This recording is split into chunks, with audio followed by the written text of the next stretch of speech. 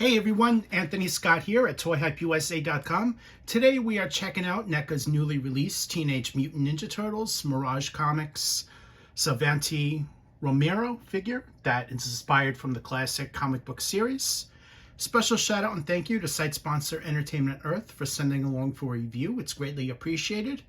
To buy him and additional figures, make sure to click the link in the YouTube description or the hyperlinks off of ToyHypeUSA.com.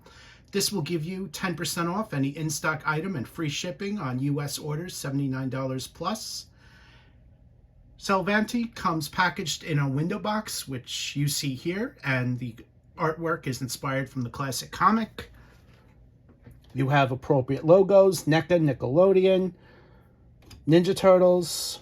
On the side, you have images of the character inspired from the comic, and same thing on the other side. And on the back, it's inspired from the comic book panels. So you have various images of the figure along with his accessories and a look at some additional figures that are also available in this line. On the top, you have a couple of logos there. And on the bottom, you have all the names of all the amazingly talented people at NECA Toys responsible for bringing them together. Here's a look at Savanti in the plastic tray along with all of his accessories. Behind him are the interchangeable hands as well as his black base, as probably his feet can't stand up all that well without potentially falling over, so they just wanted to give you a little bit of extra protection so he doesn't fall over and break, for example. I'm going to take him out of the plastic tray now, and let's take a closer look. Savanti is now out of packaging, and here is your in-hand look at the figure. He is a mutant demon that was transformed into his demonic form as punishment for his crimes, and this transdimensional Time Lord was banished to the year 1406 from the Mirage Comics, if you've ever read that. He is also an enemy of the Turtles and Renet and uses this time scepter, which he comes with, for his own personal agenda. The figure itself pays a great likeness to his comic book appearance, and he comes in his demonic form with the horns and the hooves. I think NECA really nailed it as far as that. The hooves are given sculpted texture, as are the legs, and you can really see all that great detail there. We're going to be taking a closer look at that in a moment. He also comes in his red and yellow outfit there with some black highlighted deco as well, giving the figure some definition.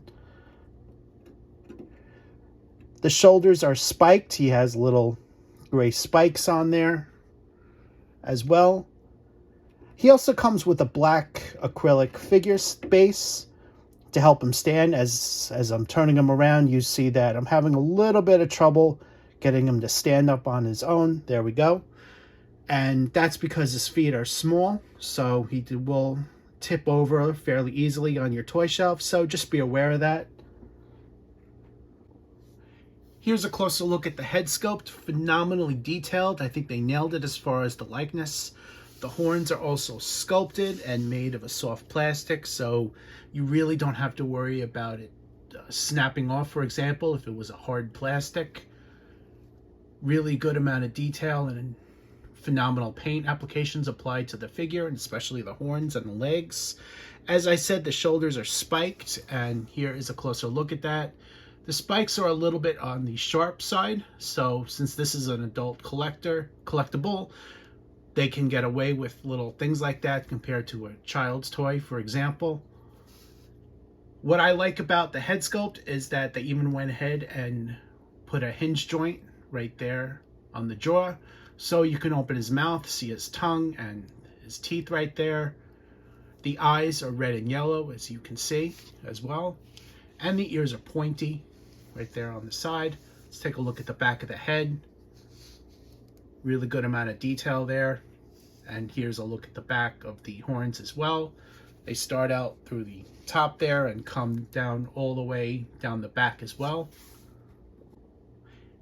Here's another look at the figure with the jaw open. As I mentioned, that's on a hinge joint. And the legs, phenomenally detailed, sculpted, and painted as well. You can really see that great amount of attention to detail that they went ahead and applied to him. Here's a closer look at that. Really good sculpting. Bottom of the feet, here's a look at that. As I said, these hooves are small, so you're going to have a little bit of trouble getting him to stand up on his own. So that's why that they included the base, which I highly recommend you guys using. But visually, I think he looks better without it. It's just getting him to stand and not fall over. That's the trick. Savanti is fully articulated, and we already covered the hinged jaw. He also includes a ball-jointed head. Good range of motion here. Ball-jointed shoulders, swivel biceps, double-hinged elbows, swivel-hinged wrists. As you can see, the joint right there on the wrist. Ball-jointed torso. As you can see, swivel waist, ball-jointed hips, swivel hinged knees, hinged, and actually it's just hinged ankles. Actually, scratch that, my apologies. The ankles can also swivel, so here is a look at that joint as well. He includes all of the accessories that you see here, including that black base, which helps him stand. And I highly recommend you guys using this because he has some trouble standing up on his own.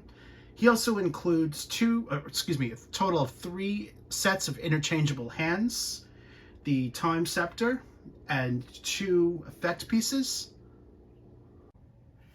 Here's a closer look at his open hands with the fingers sculpted apart. Here is another pose. Here's a look at the time scepter. It has horns of its own, and it's being held by the handle with a giant gray hand, which you see there, with white fingernails that are sculpted on. The time scepter is painted in a light blue with white horns and some yellow, and the details on this are just phenomenal.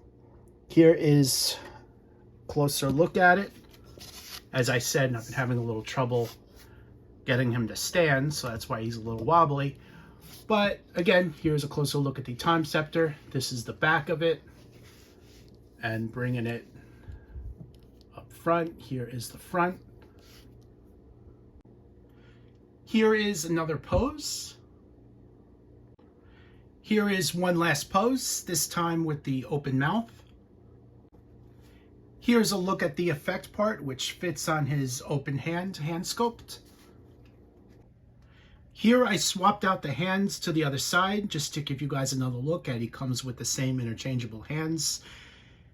The time scepter is on the left, on the effect is now on the right hand. Here is a closer look at that. Here's a look at the attachment for the time scepter. It clips on right in the back. And this is phenomenally detailed with green, yellow, and a little bit of light gray as well. Here is a look at that. Here is a closer look for you guys. Once it's clipped on, it stays on pretty well. Here is a closer look at the back. Here's a look at both effects attached with the staff and his hand. Here are some additional poses. Here is another pose. Here are some poses and a comparison with Renet. Unfortunately, I don't have the blue one, which was a limited edition, and it is more accurate to the comic. I just have the red one. Here is one last comparison. Overall, Savanti is a great figure fans are going to love. Highly recommend you guys pick him up. He is an essential villain to the Mirage Comics collection. And you can find him now at the links right in the YouTube description or the hyperlinks off of toyhypeusa.com. 10% off any in-stock item and free US shipping on orders $79 plus. Thanks again to Entertainment Earth for sending along for a review. I am Anthony Scott at toyhypeusa.com. Thanks for watching this video and stay tuned for more coverage and reviews.